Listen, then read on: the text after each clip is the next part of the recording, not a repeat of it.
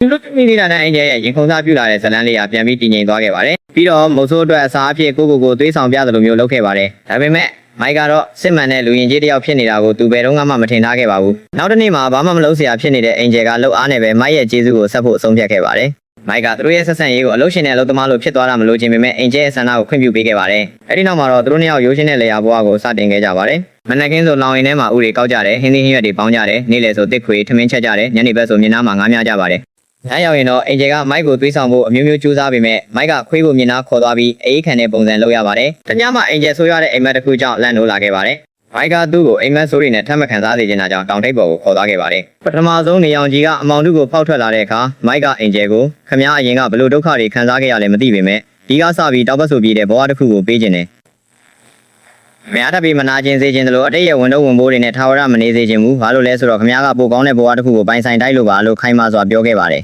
်အင်းရဲ့ရင်တွေကတောင်ကြားအမောင်တုဟာမိုက်ဆိုတဲ့နေအောင်ကြီးကြောင့်အလင်းရောက်သွားခဲ့ပါတယ်နေ့ကစားပြီးအင်ဂျယ်သူ့ရဲ့ရင်ဘက်ကိုဖွင့်ဟလိုက်ပြီးမိုက်နဲ့ဆက်ဆံရေးကိုလက်ခံခဲ့ပါတယ်မိုက်ကလည်းဒီအချိန်ကိုအများအားဆောင်ဆိုင်နေခဲ့တာဖြစ်ပါတယ်အရင်တုန်းကသူတို့ရဲ့ဆက်ဆံရေးကိုအငြိကြီးမစွန်းစေခြင်းလို့အင်ဂျယ်ရဲ့တောင်းဆိုချက်တွေကိုညှင်းပယ်ခဲ့တာပါသူအမြင်ရအိမ်တော်ရေးဆိုတာတဘာလာချင်းစစ်မှန်စွာချစ်ခင်သူတွေကြားမှာသာဖြစ်တဲ့ပြီးတရိษံတွေလိုမိတ်လိုက်တာနဲ့မတူဘူးလို့ခံယူထားပါတယ်အခုတော့သူတို့နှစ်ယောက်ရဲ့ခံစားချက်ကိုအတားတကျအတည်ပြုနိုင်ခဲ့ကြပါပြီအချင်းချင်းလှုပ်ဖူးတဲ့အင်ဂျယ်တောင်းဒီခါမှာတော့ပထမဆုံးအချိန်ဖြစ်စစ်မှန်တဲ့ပျော်ရွှင်မှုကိုခံစားလိုက်ရပါတယ်ဒါပေမဲ့ပျော်ရွှင်စရာအချိန်လေးစတင်တော့မယ့်အချိန်မှာပဲမမျှော်လင့်ထားတဲ့ဧည့်သည်တယောက်ရောက်လာပြီးနှောက်ယှက်ခံလိုက်ရပါတယ်လွန်ခဲ့တဲ့တစ်နှစ်ကလေယာမှာအတူနေထိုင်ခဲ့တဲ့မိုင်းရဲ့အမဟာဖျားနာပြီးဆုံးမသွားခဲ့ပါတယ်မိမဆုံးရှုံးရတဲ့ဝေဒနာကိုမခံနိုင်လို့ခင်ပွန်းဖြစ်သူပေါလ်ဟာအဲ့ဒီနောက်မှာလေယာကနေထွက်သွားခဲ့ပါတယ်။ဒါပေမဲ့အပြင်မှာရှင်သန်ရတာခက်ခဲလို့အဆက်ကွဲစွာနဲ့ပြန်လာခဲ့ရပါတယ်။မိုင်းလက်ထက်လိုက်ပြီဆိုတဲ့သတင်းကိုကြားတဲ့အခါအစပိုင်းမှာအန်တာခဲ့ပေမဲ့အများအားဖြင့်ဝမ်းသာပေးခဲ့ပါတယ်။ဒါပေမဲ့အင်ဂျယ်ကိုမြင်လိုက်တဲ့အခိုက်အတန့်မှာပဲမျိုးပေါ်ကအသေးကြီးဆုံးပြေးတစားမမှန်သူချက်ချင်းမှတ်မိသွားပြီးအင်ဂျယ်ကမိုက်ကိုလှည့်စားထားတာဖြစ်ရမယ်လို့ယူဆခဲ့ပါတယ်။မဟုတ်ရင်ကွာချားလုံးတဲ့လူနှစ်ယောက်ဘလို့မှမတွေ့နိုင်သလိုလက်ထပ်ဖို့လည်းမဖြစ်နိုင်ဘူးလို့တွက်ပါတယ်။ဒီမပြေဆုံးတဲ့ဆက်ဆံရေးဆက်မဖြစ်အောင်ပေါ်ကမိုက်မရှိတဲ့အချိန်ကိုမောက်ကကြံပြီးအင်ဂျယ်ကိုတတိပေးခဲ့ပါတယ်။မင်းလိုညစ်ပတ်တဲ့မိန်းမကရိုးသားပြီးတန့်ရှင်းတဲ့မိုက်နဲ့မတန်ဘူး။နည်းနည်းလေးမှသစ္စာတရားရှိသေးရင်သူ့ဘဝကိုဆက်မဖြစ်စီပဲချက်ချင်းထွက်သွားလိုက်လို့ပြောခဲ့ပါတယ်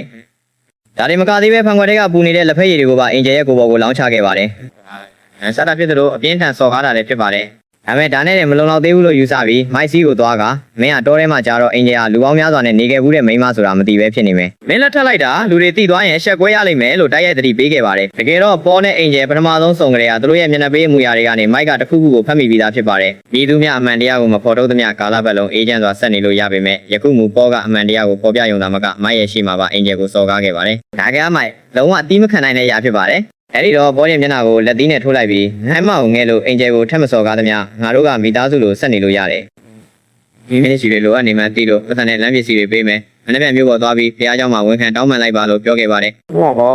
တင်ပြပြီးနောက်မိုက်ကဒဏ်ရာရနေတဲ့အင်ဂျယ်ကိုသွားနှစ်သိမ့်ပေးခဲ့ပြီးခမရဲ့အတိတ်ကဘာမှအရေးမကြီးပါဘူးဒီကစပြီးခမနဲ့တူနေခြင်းနဲ့မိသားစုတည်ထောင်ပြီးကလေးနှစ်ယောက်မွေးခြင်းနဲ့လို့ပြောခဲ့ပါတယ်ဒါပေမဲ့ဒီစကားတွေကအင်ဂျယ်ရဲ့ထွက်ခွာလို့တဲ့ဆန္ဒကိုပိုပြီးခိုင်မာစေခဲ့ပါတယ်တကယ်တော့အင်ဂျယ်ကထိုတထေးလက်ထဲမှာရှိစဉ်ကကိုဝင်ရှိခဲ့ပြီးအတင်းအကျပ်ဖျက်ချခံခဲ့ရတာကြောင့်မိခင်တယောက်ဖြစ်လာမဲ့အခွင့်အရေးကိုဆုံးရှုံးခဲ့ရပါတယ်